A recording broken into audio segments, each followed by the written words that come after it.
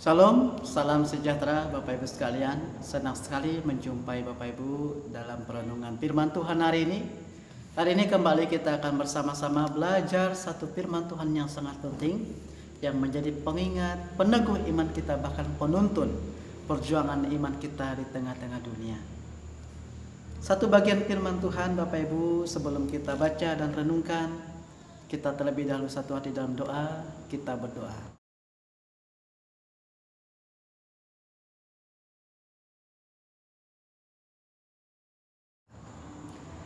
Bapa Surgawi, terangilah hati dan pikiran kami dengan Roh Kudus-Mu. Bukakanlah hikmat pengertian bagi kami untuk kami memahami maksud-Mu dalam firman yang akan kami renungkan bersama. Seluruh pendengar yang mendengarkan, bahkan nama-Mu yang Kau percayakan, diberkati. Dalam nama Tuhan Yesus kami berdoa dan memohon. Haleluya. Amin.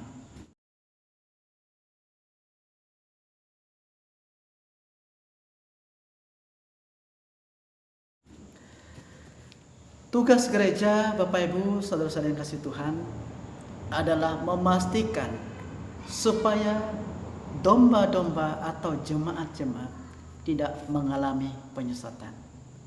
Supaya domba-domba tidak tersesat tetapi terus berjalan kepada jalan yang lurus, yang sesuai dengan firman Tuhan. Nah, sebab penyesatan ini akan terus ada. Tuhan katakan penyesatan ini akan tetap ada. Selama dunia ada, selama itu juga akan ada orang-orang yang berusaha menyesatkan sesamanya.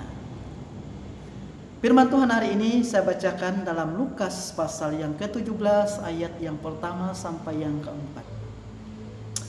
Yesus berkata kepada murid-muridnya, tidak mungkin tidak akan ada penyesatan, tetapi celakalah orang yang mengadakannya.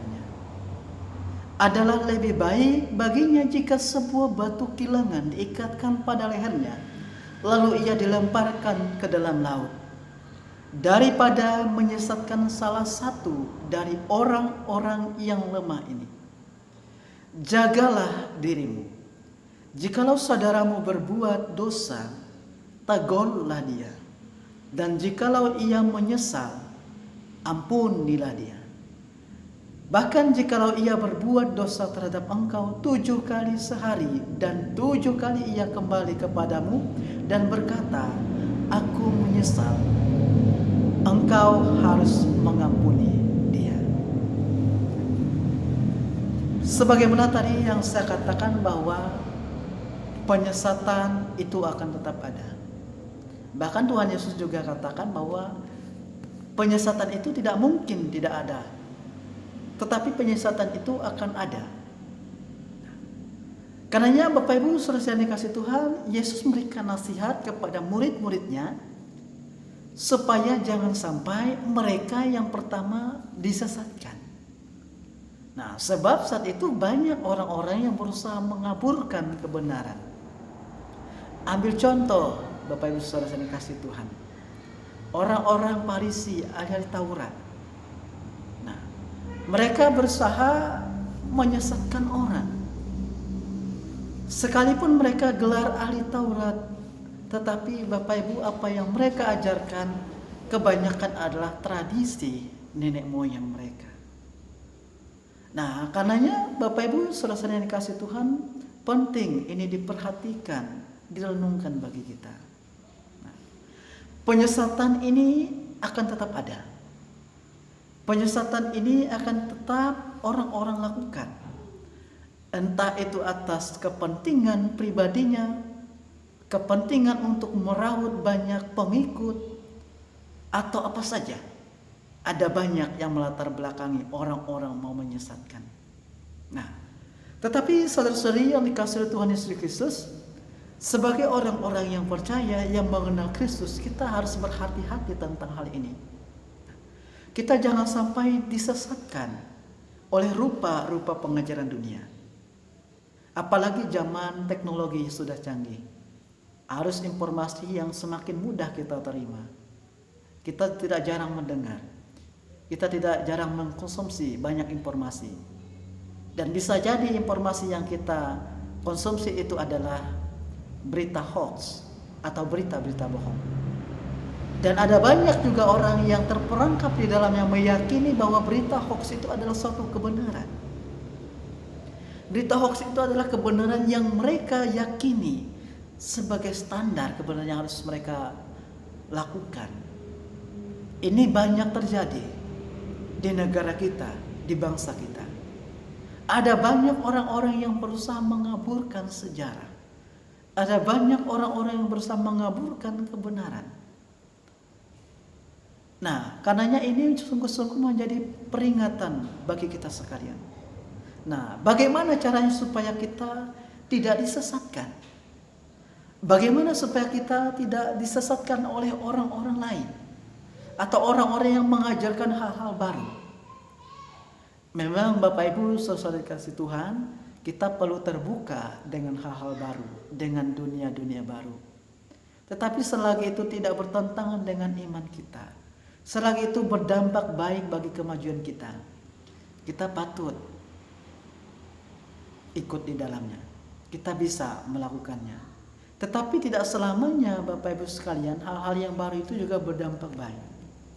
Bisa jadi itu membawa kita kepada kebinasaan. Nah, karenanya yang pertama yang harus kita lakukan menangkal supaya kita jangan disesatkan. Yang pertama Bapak Ibu, kita harus mengenal Tuhan dengan baik. Pengenalan Tuhan yang baik inilah yang akan menjadi modal kita tidak disesatkan. Sebab kita tahu apa yang Tuhan mau, sebab kita tahu apa yang Tuhan ajarkan, dan sebab kita tahu apa yang Tuhan mau kita lakukan. Nah, karenanya ketika kita mengenal Tuhan, mengenal firman-Nya, ini menjadi penangkal kita untuk disesatkan oleh rupa-rupa pengajaran dunia. Nah, kenallah Tuhan dengan baik, baca firman-Nya dengan benar, renungkan siang dan malam. Ketika kita membaca merenungkan firman Tuhan, itulah yang akan menjadi tameng kita, melindungi kita dari penyesatan yang sedang terjadi di tengah-tengah dunia saat ini. Yang kedua, Bapak Ibu saudara yang kasih Tuhan, kita menjadi pelaku firman Tuhan yang setia. Tidak cukup kita hanya membaca dengan baik, tetapi juga kita harus tindak lanjuti dengan melakukannya di dalam hidup kita. Firman Tuhan menjadi hidup dalam pribadi kita dan terpancar keluar auranya, aura kasih yang kita yakini, yang kita baca dari firman Tuhan tadi. Nah, karenanya Bapak Ibu, Yesus sering katakan, orang yang berbahagia itu bukan hanya mendengar firman Allah, tetapi juga yang memeliharanya, dalam artian adalah orang yang melakukannya, menjaganya supaya firman itu tetap hidup di dalam dirinya. Jadi orang-orang yang demikianlah yang dikatakan berbahagia oleh Tuhan Yesus. Nah, yang ketiga, Bapak Ibu saudara kasih Tuhan, jangan sampai kita menjadi penyesat. Gereja bukan berbicara tentang soal organisasi saja, tetapi soal pribadi. Tidak jarang Bapak Ibu sekalian dikasih Tuhan, informasi yang kita dengar tadi, dan ketika kita kurang referensi, kita meyakini apa yang kita terima itu adalah kebenaran, kemudian kita share ke orang lain. Dan ketika orang mendengarkan, orang percaya, padahal berita yang kita sebarkan adalah berita-berita hoax atau tidak benar. Secara tidak langsung Bapak Ibu kita sudah menyesatkan pemahaman mereka.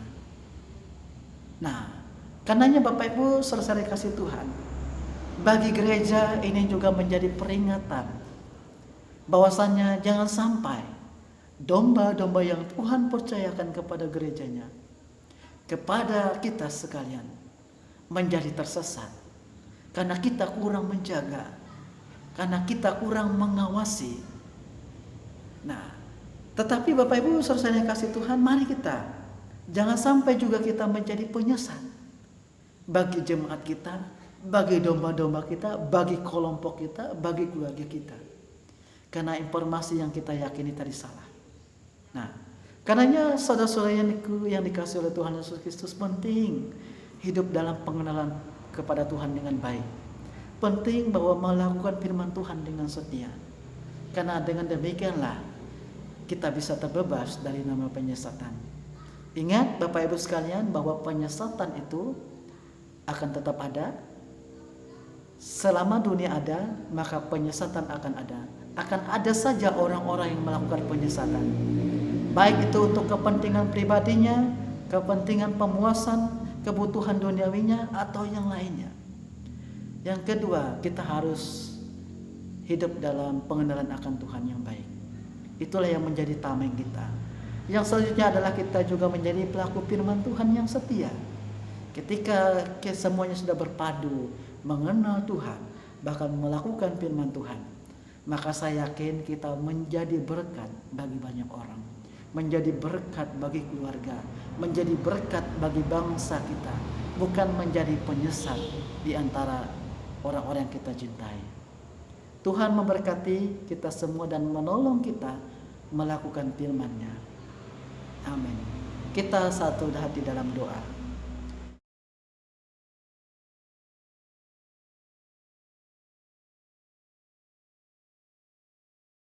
Terima kasih Bapa, sabda-Mu telah kami renungkan bersama menjadi pengingat perenungan pribadi kami, supaya kami harus berhati-hati dengan rupa-rupa pengajaran dunia, supaya kami tidak disesatkan oleh rupa-rupa pengajaran dunia.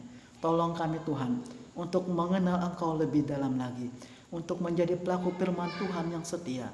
Dengan demikian kami bisa menangkali, memagari kami dari orang-orang yang menyesatkan kami. Tolonglah kami juga Tuhan menjadi pelaku firman Tuhan yang setia.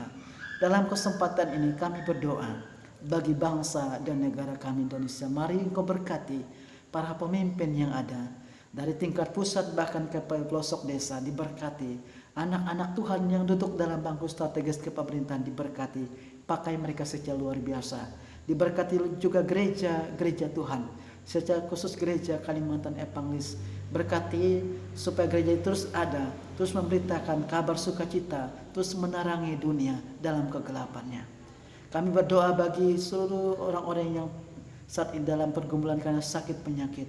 Engkau tolong mereka ya Tuhan, pulihkan, sembuhkan kesehatan mereka seperti sedia kala. Bagi mereka dalam pergumulan ekonomi, pergumulan masalah sosial, Engkau juga hadir memberkati pekerjaan usaha mereka.